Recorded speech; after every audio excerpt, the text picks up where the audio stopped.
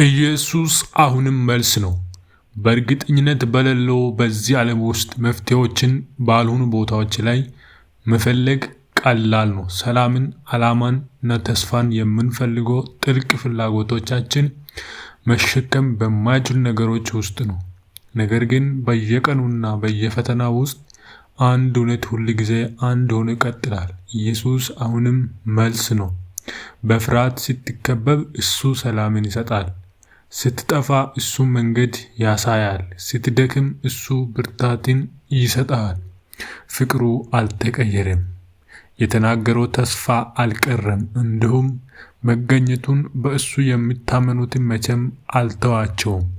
ዛሬ ምን አይነት ነገር ቢገጥም መልሱ የሚገኘው ሁሉን መልሶች በማወቅ ሳይሆን ሁሉን ነገር በእጁ የያዘውን እርሱን በማወቅ ውስጥ መሆን አስታውሱ። ኢየሱስ አሁንም መልስ ነው።